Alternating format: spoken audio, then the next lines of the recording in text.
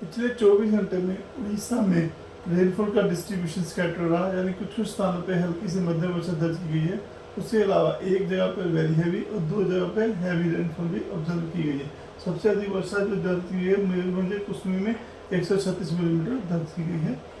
Board और बारिपदा का highest temperature day temperature गया है 35 डिग्री सेल्सियस, भुवनेश्वर का 33.2 और कटक का 33 डिग्री सेल्सियस डे टेम्परेचर गया है। अगर हम बात क्यूमुलेटिव रेन की तो 1 जून से लेके आज यानी 14 सितंबर तक अभी तक 950.3 मिलीमीटर की वर्षा हुई है और जिनके डिपार्चर अभी भी 9 से नीचे चल रहा है। अब अगर स्नोपी सिस्टम की तो जो डीप डिप्रेशन है वो बांग्लादेश और जर्नी गंगेटिक वेस्ट बंगाल के ऊपर था, वह वेस्ट नॉर्थ वेस्ट डायरेक्शन में पिछले 6 घंटे में 28 किलोमीटर प्रति घंटे की रफ्तार से गया है।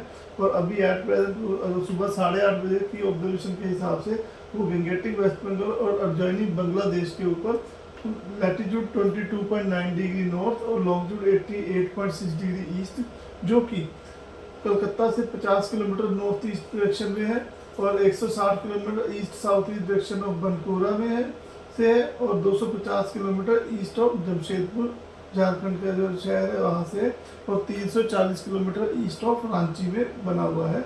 यह सिस्टम आगे वेस्ट नॉर्थ वेस्ट डायरेक्शन में मूव करेगा और अक्रॉस गंगेटिक वेस्ट बंगाल और अपनी जो इंटेंसिटी है डीप डिप्रेशन की आज 14 तारीख तक मेंटेन करके रखेगा। उसके बाद के 48 घंटे में यह सिस्टम वेस्ट नॉर्थ वेस्ट की ओर मूव होता हुआ झारखंड और नॉर्थ छत्तीसगढ़ और मध्य प्रदेश को क्रॉस होता हुआ जाएगा।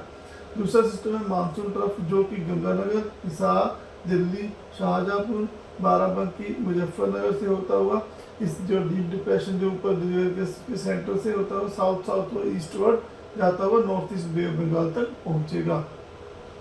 इन सिस्टम प्रभाव की वजह से आज जो हमारा उड़ीसा है उसमें ज़्यादातर स्थानों पे हल्की से मध्यम वर्षा दर्ज होने की संभावना है इस डीप डिप्रेशन के चलते।